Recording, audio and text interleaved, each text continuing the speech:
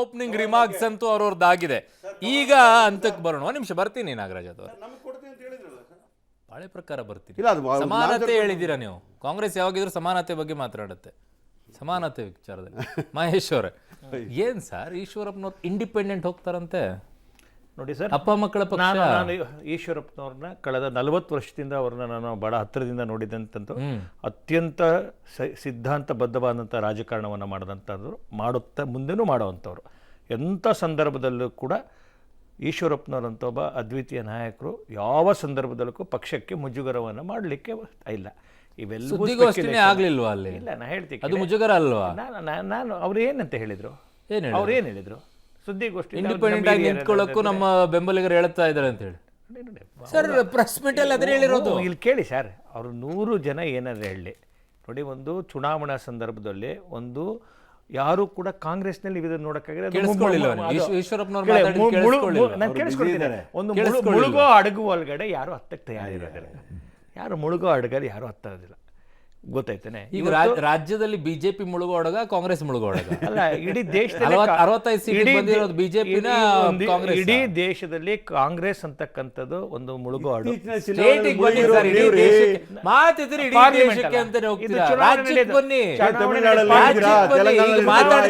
ಚುನಾವಣೆ ನಡೆಯುವಂಥದ್ದು ಪಾರ್ಲಿಮೆಂಟ್. ಸನ್ಮಾನ್ಯ ಈಶ್ವರಪ್ಪನವರು ವಿಷಯ ಕೇಳಿ ಪ್ರಶ್ನೆ ಕೇಳಿ ನನಗೆ ನೀವೆಂತ ಮಾಡಲ್ಲ. ಸನ್ಮಾನ್ಯ ಈಶ್ವರಪ್ಪನವರು ಏನು ಕೊಟ್ಟಿದ್ದಾರೆ, ಪಕ್ಷೇತರಾಗಿ ನಿಲ್ಲುವಂತೆ ಒತ್ತಡ ಯಾರ ಜನ ಮೂನ್ ಮಾಡ್ರೆ ನೋಡಿ. ಅವ್ರದ್ದೇ ಹೇಳಿಕೆ ರೀ. ಕೇಳಿ, ಈಶ್ವರಪ್ಪನವರು ನಾನು 40 ವರ್ಷದಿಂದ ಅವರನ್ನ ನೋಡಿದ್ದೀನಿ, ಹತ್ತಿರದಿಂದ ಕಂಡಿದ್ದೀನಿ. ಸಿದ್ಧಾಂತ ಅಂತಕ್ಕಂಥದ್ದು ಅವರ ರಕ್ತದ ಕಣಕಣದಲ್ಲಿ ಇರ್ತಕ್ಕಂಥದ್ದು. ಈ ಸಿದ್ಧಾಂತಕ್ಕೋಸ್ಕರ ಪಾಪ ಮಗಡೆ ಮಲಗಿಸ್ತಾ ಇದ್ರಲ್ಲ, ಈ ಸಿದ್ಧಾಂತಕ್ಕೋಸ್ಕರನೇ ಯಾರು ಸನ್ಮಾನ್ಯ ಈಶ್ವರಪ್ಪನವರು ಅವ್ರ ಕಾಯ ವಾಚ ಮನಸ್ಸ ಕಟ್ಟ ಕಡೆ ಉಸಿರಿರೋ ತನಕ ಆ ಕೆಲಸವನ್ನ ಮಾಡ್ತಾರೆ. ಇದೇ ಮಾತನ್ನ ಜಗದೀಶ್ ಶೆಟ್ಟರ್ ಅವ್ರಿಗೂ ಹೇಳ್ಕೊಂಡು ಬರ್ತಾ ಇದ್ರಿ. ಜಗದೀಶ್ ಶೆಟ್ಟರ್ ಕೊಟ್ಟರು ಏಟನ್ನ, ಎಲ್ಲಿಗೆ ಬಂದ್ರು ಅವರು? ಲಕ್ಷ್ಮಣ ಸವದಿ ಅವರಿಗೆ ಹೇಳ್ತಾ ಇದ್ರು, ಅವರು ಕೊಟ್ಟರು ಏಟನ್ನ. ಎಲ್ಲಿಗೆ ಬಂದ್ರು ಅವರು? ಎಲ್ಲಿಗೆ ಬರ್ಲಿ, ನಿಮ್ಮ ಮಗಡೆ ಮಲಗಿಸಿದ್ರ 65 ಸೀಟಿಗೆ ತಂದ್ರ. ನೀವ್ ಏನ್ ನೋಡಿ, ಒಂದ್ ವಿಷಯ ಹೇಳ್ತೀರಿ ಕೇಳಿ. ಇವತ್ತು ಏನೆಲ್ಲ ಘಟನೆ, ಒಂದ್ ನಿಮಿಷ ನಾಗರಾಜ್ ಸರಿಯಾಗಿರ್ಬೇಕು, ಏನೆಲ್ಲ ಕರ್ನಾಟಕದಲ್ಲಿ ವಿದ್ಯಮಾನ ನಡೀತದೆ. ಇವತ್ತು ರಾತ್ರಿ ಒಂದಷ್ಟು ಸೀಟ್ಗಳ ಅನೌನ್ಸ್ ಆಗ್ತದೆ.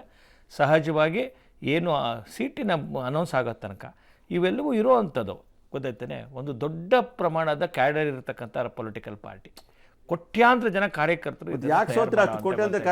ಕರ್ನಾಟಕದಲ್ಲಿ ಜಟ್ಟಿ ಕೆಳಗ್ ಬಿದ್ರು ಮೀಸೆ ಮಣ್ಣಾಗ್ಲಿಲ್ಲ. ಒಬ್ಬ ಮೋದಿ ಅಂತ ಅದ್ವಿತೀಯ ಶ್ರೇಷ್ಠ ನಾಯಕ ಈ ಜಗತ್ತಲ್ಲಿರಬೇಕಾದಂತ ಸಂದರ್ಭ ಮೋದಿ ಅವರಿಗೆ ಯಾಕೆ ಹೋಗ್ತೀರಾ ನೀವು? ಒಂದ್ ರೀತಿ ರಕ್ಷಣಾ ಕವಚದ ರೀತಿಯಲ್ಲಿ ಮೋದಿ ಅವ್ರನ್ನ ಇಟ್ಕೊಂಡು ತೋರಿಸ್ತೀರಪ್ಪ.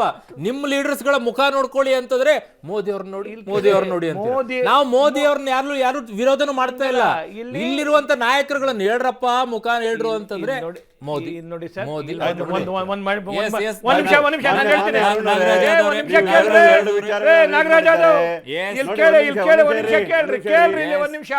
ಸಿಂಪಲ್ ಆಗಿ ಆನ್ಸರ್ ನಮ್ಮ ಗಂಗಾಧರ ಮೂರ್ತಿ ಹೇಳಿದ್ರು, ಕವರ್ ಕಲ್ಚರ್ ಇಟ್ಕೊಂಡ್ರು ಆಂತರಿಕ ಪ್ರಜಾಪ್ರಭುತ್ವ ಮಾತಾಡಬಾರ್ದು ಅಂತ ಹೇಳ್ತಾರೆ. ಎಲ್ಲ MLA ಅಭಿಪ್ರಾಯ ಪಡ್ಕೊಂಡು ಹೈಕಮಾಂಡ್ ತೀರ್ಮಾನ ಅಂತಕ್ಕಂಥ ಇತಿಹಾಸದ ಪುಟಗಳಲ್ಲಿ ಇರೋದಲ್ವಾ ಸರ್? ಕವರ್ ಅಲ್ಲಿ ಬಂದಿರಬಹುದು ಸರ್, MLA ಒಪಿನಿಯನ್ ಪ್ರಕಾರ ತೀರ್ಮಾನ. ಅದು ತೀರ್ಮಾನ ಮಾಡಿ ನನ್ನ ಮನೆಯಲ್ಲಿ ನಡೆಯೋದು ನನ್ಗೆ ಗೊತ್ತಿರ್ತದೆ. ನಾನು ಹೇಳ್ತಾ ಇದೀನಿ ಕೇಳಿ, ಅವತ್ತು ಬಂದಂತ ವಿಚಾರಗಳು ಎಲ್ಲ ಒಪಿನಿಯನ್ ತೋಟ ಮಾಡಿದ್ರ. ನಾವಿಲ್ಲ ಸರ್, ನಮ್ಮ ಮನೇಲಿ ಅಂತಂದ್ರೆ ನಮ್ಗೆ ಇರ್ತಕ್ಕಂಥ ಜನ ಎಲ್ಲ ನಮ್ಗೆ ಗೊತ್ತಿರಲ್ಲ. ಕಾಂಗ್ರೆಸ್ ಅವರು, ನಾನು BJP ಮನೇದು ಹೇಳ್ತಾ ಇದ್ದೀನಿ, ಅವ್ರ ಮನೇದು ಹೇಳ್ತಾ ಇದ್ದೀನಿ, ನಮ್ಮ ಮನೇದೇ ಹೇಳ್ತಾ ಇರೋದು. ನಾನೊಬ್ಬ ನಿಷ್ಠಾವಂತ ಕಾರ್ಯಕರ್ತ, ನನಗೆ ಗೊತ್ತಿದೆ.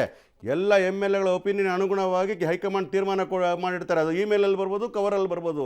ಆದರೆ opinion MLA is more important. ಅದನ್ನೇ ನಾವು ಮಾಡ್ತೀವಿ. ಅಲ್ಲಿಗೆ ಬಂದಿರತಕ್ಕಂಥ ರಾಜೀವ್ ಗಾಂಧಿ ಅವ್ರ ಬಗ್ಗೆ ಮಾತಾಡಿದ್ರು, ಒಬ್ಬ ಶ್ರೇಷ್ಠ ನಾಯಕನ ಬಗ್ಗೆ ಮಾತಾಡ್ತಾರೆ. ಸಾರಿ, ನನಗೆ ಯಾಕೊಂದು ಹೇಳಲೇಬೇಕು ಆಮೇಲೆ. ಯಾಕೆ ಅಂತಂದ್ರೆ ಎಲ್ಲ MLA ಬರೋದಾಗಿದ್ದಿದ್ರೆ ಈ ಬಾರಿ ಸಿದ್ದರಾಮಯ್ಯ, DK ಶಿವಕುಮಾರ್ 15-20 ದಿನ ಯಾಕೆ ಡೆಲ್ಲಿಯಲ್ಲಿ ಹೋಗಿ ಕುತ್ಕೊಳ್ಬೇಕಾಗಿತ್ತು? ಕತೆ ಒಪಿನಿಯನ್ ಮೀಟಿಂಗ್, ಅದೇ ಎಲ್ಲರ ಒಪಿನಿಯನ್ ತಗೊಳ್ಳೋ ಟೈಮ್ ಆಯ್ತು ರೀ.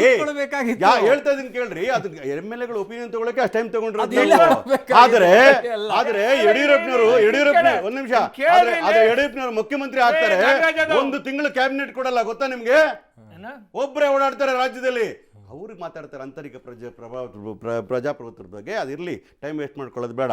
ಈ ಚುನಾವಣಾ ವಿಚಾರ ಬಂದಾಗ ವಿಚಾರ ಏನಂತದೆ, ಲೋಕಲ್ ಲೀಡರ್ಸ್ ಬಗ್ಗೆ ನೀವು ಮಾತಾಡ್ತಾ ಇದ್ರಿ. ಯಾವ ಲೋಕಲ್ ಲೀಡರ್ಸ್ ಅವರಲ್ಲಿ ಇಲ್ಲ ಅಂತಕ್ಕಂಥ ಪ್ರೂವ್ ಆಗಿರ್ತಕ್ಕಂಥದ್ದು. ನರೇಂದ್ರ ಮೋದಿರು ಅಂತಾರಾಷ್ಟ್ರೀಯ ವಿಶ್ವದ ನಾಯಕ ವಿಶ್ವಗುರು ಅಂತಾರಲ್ಲ, 28 ಸಲ ಕರ್ಕೊಂಬಂದು ಕನ್ನಡಿಗರು ಸರಿ ಬುದ್ಧಿ ಕಳಿಸ್ಬಿಟ್ರು ಮನೆಗೆ. ಗೊತ್ತಾ ನಿಮ್ ಲೀಡರ್ದು ವಿಚಾರ? 28 ಸಲ ರೋಡ್ ಶೋಗಳನ್ನ ಮಾಡಿದ್ರು, ಕೋಟ್ಯಾಂತರ ರೂಪಾಯಿ ಖರ್ಚು ಮಾಡಿದ್ರು. ಕೊನೆಗೆ ಎಲ್ಲಿಗೆ ಬಂತು ಅಂತಂದ್ರೆ ಇವರ ನಾಯಕರುಗಳನ್ನ ಫುಟ್ಪಾತ್ ಅಲ್ಲಿ ಮಾತಾಡೋ ಮಟ್ಟಕ್ಕೆ ಬಂದ್ಬಿಡ್ತಪ್ಪ. ಅದು ಮಾತಾಡಕ್ಕೂ ಬಿಡ್ಲಿಲ್ಲ, ಹತ್ರಕ್ಕೂ ಬಿಟ್ಕೊಳ್ಳಿಲ್ಲ, ಆ ಮಟ್ಟಕ್ಕೆ. ಅದು ಅವರು ಇರ್ತಕ್ಕಂಥ ಡಿಫರೆನ್ಸ್, ಅದು ಇರ್ತಕ್ಕಂಥ ಆಂತರಿಕ ಪ್ರಜಾಪ್ರಭುತ್ವ. ನಳಿನ್ ಕುಮಾರ್ ಕಟೀಲ್ ಅವರು ಫುಟ್ಪಾತ್ ಅಲ್ಲಿ ನಿಂತ್ಕೊಂಡು ಅಲ್ಲೋ ಸಾರ್ ಅಂತ ಇದ್ರಿ. ಎಲ್ಲಿಗೆ ಬಂದ್ಬಿಟ್ರು ನೋಡ್ದ ಅವ್ರ ಕಥೆನ? 28 ರೋಡ್ ರ್ಯಾಲಿಗಳನ್ನ ಮಾಡಿದ್ರು. ಯಾಕೆ 66 ಸೀಟ್ ಬಂತು? ಕಾದು ನೋಡಿ. ಎಲ್ಲಾ ಪೊಲಿಟಿಕಲ್ ಪಾರ್ಟಿಗೂ ನೋಡಿ. ಮನಮೋಹನ್ ಸಿಂಗ್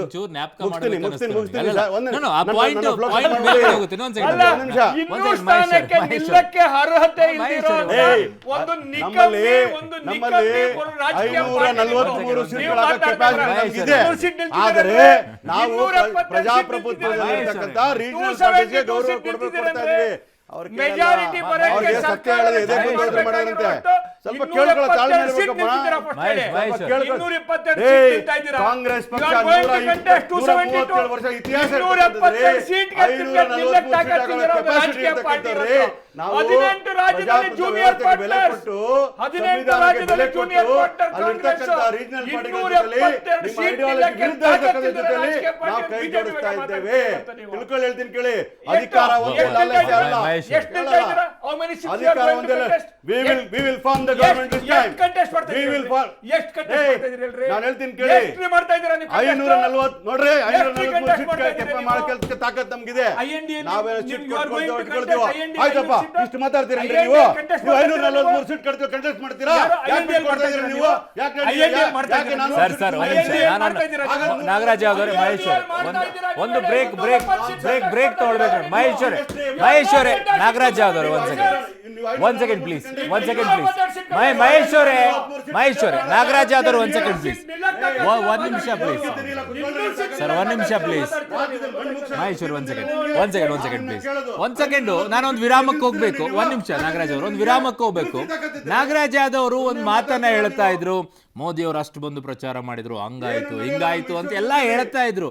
ಬಟ್ ಒಂಚೂರು ಈ ಹಿಸ್ಟ್ರಿಗೆ ಹೋಗ್ಬಿಟ್ರೆ 2013ರಿಂದ 2018ರವರೆಗೂ ಸಿದ್ದರಾಮಯ್ಯನವರನ್ನ ಭಾಗ್ಯಗಳ ಸರ್ದಾರ ಅಂತ ಕರೆದ್ರು, ಅಪ್ಪ ಮಕ್ಕಳ ಪಕ್ಷ ಅಂತ JDS ಅನ್ನೆಲ್ಲ ಕರೆದ್ರು. ಎಲ್ಲ ಕರೆದ ಮೇಲೆ ಆಮೇಲೆ ಏನಾಗಿದ್ದು? ಭಾಗ್ಯಗಳ ಸರ್ದಾರ. ರಾಜಕೀಯದಲ್ಲಿ ಹಿಂಗಿರೋದು ಹಿಂಗೂ ಆಗುತ್ತೆ, ಹಿಂಗಿರೋದು ಹಿಂಗೂ ಆಗುತ್ತೆ. ಎಲ್ಲರಿಗೂ ಬರುತ್ತೆ ಕಾಲ.